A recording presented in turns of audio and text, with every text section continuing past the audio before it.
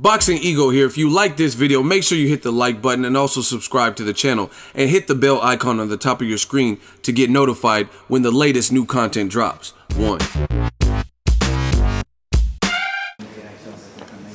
Boxingego here. I'm with the man MARRIO Barrios. How you doing today? Oh, I'm doing great, man. Now, I seen you were training. You got a fight coming up. Tell the fans what the date is and who your opponent is. The date's June 11th. Opponent, I think Jose Luis Rodriguez. Okay. This will be tough. Very tough Mexican fighter, and I mean, we're just feeling ready. Do you have a location for the actual fight?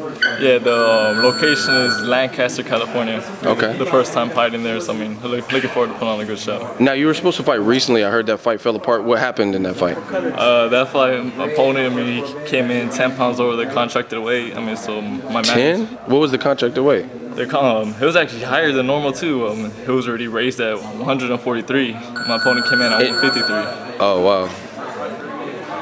So you decided it made the most sense to not fight someone with the crazy advantage with the weight, right? Well, I was in camp for 6 weeks. I mean, I wanted to fight, but my managers, it was their decision. Oh, they made the executive decision? Yeah. Well, I think that's a smart decision. I mean, their contracts are in place for a reason, so you got to respect that. Yeah. Now, we're in Virgil Hunter Gym.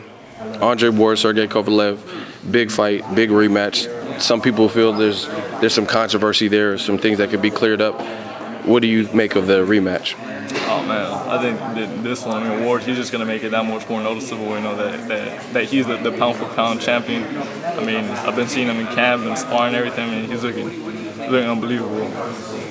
Now, just being a young fighter yourself, a very skilled fighter also, do you have any takeaways from watching Ward train, things of that sort?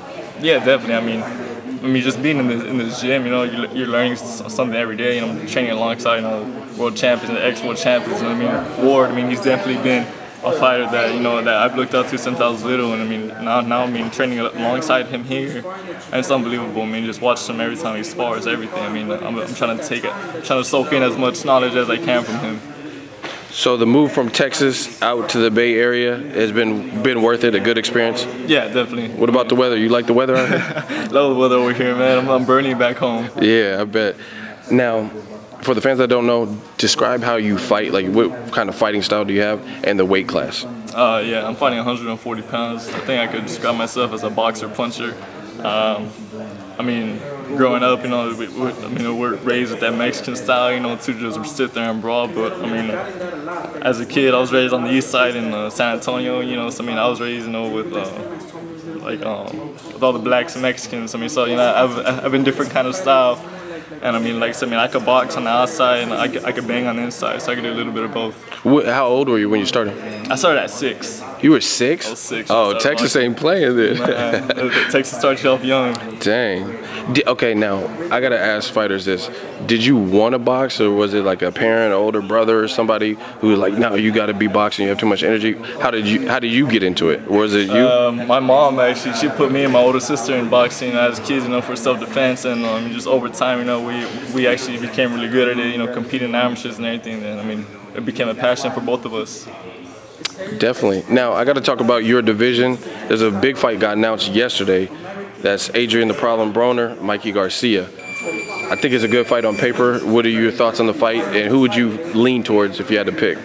That fight, I'm leaning towards Garcia. I mean, he's definitely, he's showing more dedication. He's showing with every fight, a consistent style, consistent dedication. So I mean, like, it's kind of crazy and kind of depends on where Broner shows up. But I mean, I think if Broner shows up anything less than 100%, I mean, Mikey Garcia is gonna outwork him.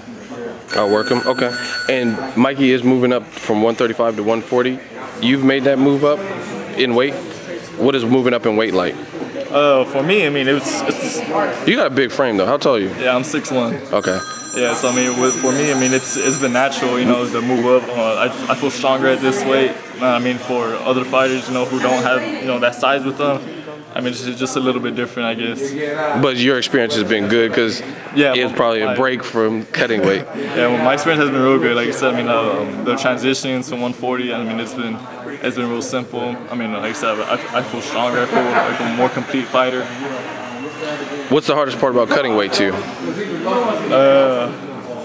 Well, man, I think everybody could say. I think the hardest fight is, you know, is your diet, is your weight. I mean, you know, just eating clean and just staying dedicated, you know, with your diet. I mean, it's probably one of the hardest things, you know, especially, you know, like when you're, you know, on your way home, you're passing all these restaurants, places, you know. I mean, it's hard, but I mean, it's, you know, it's part of the job. It comes with the territory. Yeah. What's your guilty pleasure food? Like, if you don't have a fight coming up or your fight just ended, what's that one snack, that one meal that is your go-to meal?